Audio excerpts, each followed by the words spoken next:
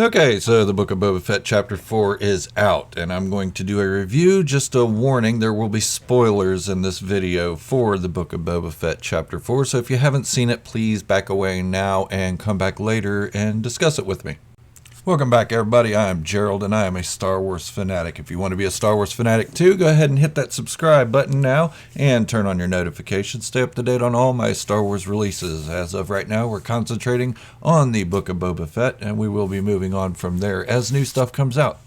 Also, leave a comment for this video, and I'll pick one comment to highlight in my next video and give you a shout out. And near the end of this video, I'll give a shout out to the last video's comment winner.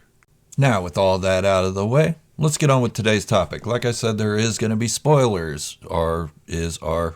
Going to be spoilers for Episode 4, The Gathering Storm of the Book of Boba Fett. So please, if you haven't seen it, go away, come back, review it with me later.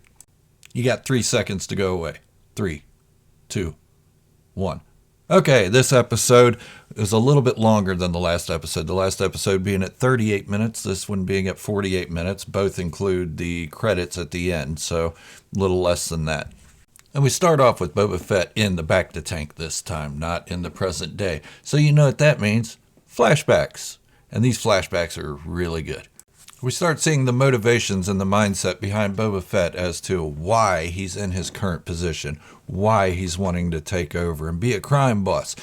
And it all starts to make sense. But a couple of the big moments we see in the flashbacks are what happens at the end of The Gunslinger during Season 1 of The Mandalorian, when we see the footsteps walk up, but then it cuts away in The Mandalorian. Now we see the footsteps continue. It's Boba Fett walking up to Fennec Shand, picks her up, throws her on his bantha, walks her into town. Seems to know exactly where he's going because he finds these kids, these mods, the ones with the Vespa scooters that everybody's complaining about, and they actually save her. I know with this new group of mods, it kind of throws my theory into the garbage about them being from another world, say Coruscant, Corellia, or even Canto Bight or something like that. Because unless they picked up their whole group and opened up shop on Tatooine, then my theory just makes no sense, and I'm okay with that. I'm okay with the way they introduced it, the way they showed it, that they were the ones who actually saved Fennec Shand by putting the mechanical parts in her stomach. Okay, so the mods save Fennec Shand after Boba Fett carries her in there.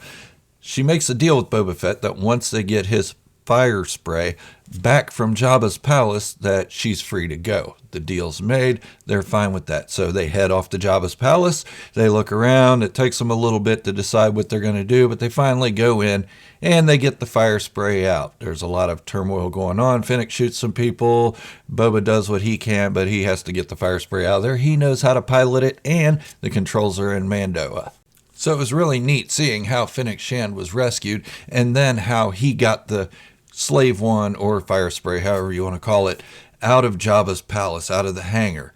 Then directly after that, he goes after the Nikto bike gang, guns them all down with his fire spray at low altitude, low speed, and just destroys them. There's about 10 bikers just flying, doing the screams and whatnot, and rolling and flipping and flopping.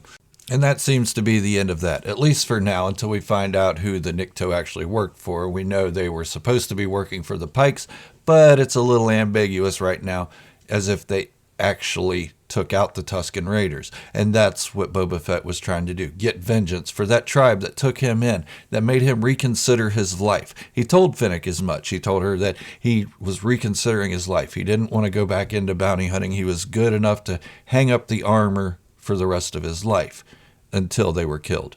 The flashbacks do last about half the episode, so be prepared for that if you haven't seen it already, but it is very good. These flashbacks tell a lot of detail of Boba Fett's past, about where he's going, why he's going there. He did talk about how he was tired of working for idiots that didn't know how to even resolve anything, that a lot of people died under him because these people that hired him couldn't figure out how to talk to people, use diplomacy.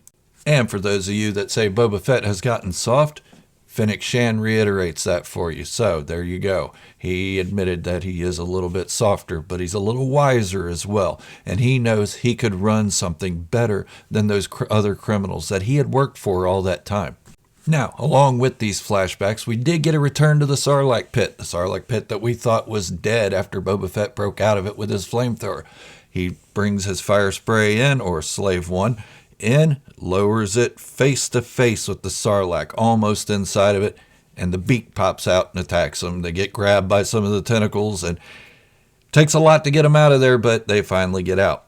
And if there was any question that the Sarlacc's actually dead this time, don't worry, it is dead. It's gone. They used the seismic charge, or however you will call it, the sonic charge from the rear of the ship to blow it away. Boba Fett then climbs inside the Sarlacc without any protection or anything. Badass move, if you ask me. I wouldn't be climbing in that nasty thing, not knowing where he came from and how injured he is from it, even with armor on. But he does it anyway, looking for his armor, but no luck. So that whole thing sets him up to find his armor with Cobb Vanth. Remember, in The Mandalorian, he knew Cobb Vanth's name when he talked to Mando about getting his armor back. He said, "Not your armor, my armor. The armor you got from Cobb Vanth." So for those of you that think the flashbacks are done, they're not. We're going to get to see Boba Fett, how he finds out Cobb Vanth has his armor, how he probably went to the Jawas trying to retrieve it, and how he went to Mando. Now, it's during this time that a lot of people are having a problem with the relationship between Boba Fett and Fennec Shand. Not so much that they're together, but that Fennec Shand seems to be taking on more of the responsibility of killing people.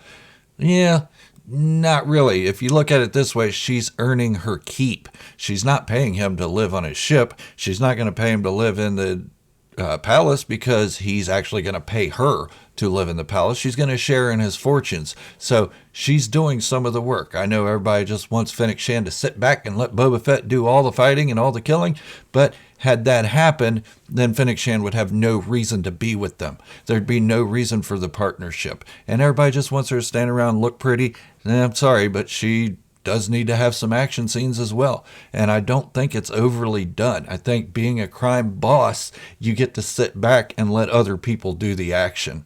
Okay, so that's my rant for today. I'm not going to rant too much more about that, about the way the fandom is or anything like that, because we're all fans. We all love Star Wars. But now let's get into the present day with Boba Fett. What he's doing is he's gathering all the houses to see if they'll join him in the fight against the Pikes. After a little scare with the Rancor, I think a few of them pooped themselves, actually. It was decided that they will not be helping Boba Fett against the Pikes because the Pikes are lining their pockets, but they aren't going to go against him if the Pikes ask him to. I foresee that being a problem later on, because once the Pikes are done with Boba Fett, they'll just go after the other houses and take them over one by one, if none of them are willing to help the other ones out. It's that thing, the whole World War II thing. They came after my neighbor. I did nothing. I didn't get involved. They came after my other neighbor. I did nothing. I didn't get involved. They came after me. There was no one left to get involved. So they're all going to have to come together at some point or accept their fate. And for those of you wanting to see a Wookiee rip an arm off, you got it. Chrysanthemum ripped the arm off that Trandoshan with no problem, then threw the money at the lady and said, "Here, I don't want you to take care of my tab." Speaking of which, it does seem like the black part of Black Chrysanthemum's name has been dropped. Maybe all along they're just going to play like that was an adjective or something like that because he had black fur. I don't know, but it seems a little biased if they did drop the black part. But that's okay. It's not that big of a deal, really. So there are 2 points in the show. Moving on, sorry, I jumped from one topic right to the next. There are 2 points in the show that have old familiar music to them. One is when Boba Fett finds Fennec Shand. You hear the Mandalorian music playing in the background. Awesome stuff. The last is at the end of the episode when Fennec says, "Money will buy muscle." You hear the Mandalorian theme again. So for some of you that think this show needs to be more like The Mandalorian, what a better way to make it like The Mandalorian than to bring Din Djarin, the Mandalorian himself, into the show. So this episode was overall better than the last episode. Not that I hated the last episode. There were just some tricky parts that took me a minute to get around and get used to. This one, it felt a lot more natural. It flowed a lot easier, and I could believe the story a little bit more, and I could believe Boba Fett's motivations now as to why he's doing what he's doing instead of coming into the Mandalorian thing like he did in the Legends series. So this one, I'll have to give it a 9 out of 10. It's a great show. Amazing. But I'd like to hear from you what you thought of the episode as well. So please leave me a comment down below so I can pick a good comment to highlight in the next video. Speaking of which, I'm going to go ahead and announce the last video's highlight, which is Blaze Cap. Thank you, sir. And Blaze Cap had this to say about the division in the fandom over the Vespa scooter gang. Remember how at first no one liked Frog Lady from The Mandalorian? Then next episode, that heartwarming reunion with Frog Husband? Give it time. I disliked these kids from the first time, but now that I've rewatched and seen other opinions, both good and bad, they've grown on me. All right, thank you, Blaze Cap. I really appreciate that. You have a good way of putting things into perspective for me. I know I get a little bit worked up when I hear negativity, over negativity, not just criticisms. Criticisms are great. Criticizing things is what makes art better. It's what makes people improve on it. But it's the overly negative attitudes that I hate, like saying, this show's trash, and not giving a reason for it. Come on, give me a reason. And don't parrot what other people are saying out there. Come up with your own reasons, your own logic, your own ways of doing it. Be constructive in your criticisms, and I won't have a problem with it, even if you criticize my channel in a constructive way. But if you come at me, then I'm just going to ignore you and probably put you on blast in a video. So there's that. But please let me know what you thought of this episode in the comments below, and let me know if it's changed your mind at all about the series as it's going on. We are getting a little bit more insight into what's going on in Boba Fett's mind, and Fennec Shand's as well. So hopefully that's swaying a little bit on your opinion of the show. I know it's not John Wick action, and it's not shoot 'em up, kill 'em up, and it's not going to be. This is a different kind of story. This isn't one of those. But if you are new here, like I said before, go ahead and hit that subscribe button and join the growing army of Star Wars fanatics. You're a fanatic, I'm a fanatic. We may not agree on everything, but we can at least not agree on it civilly. And thank you all for joining me today. I really appreciate it. This is Gerald from Star Wars Fanatic signing off, wishing you all good health and fortune.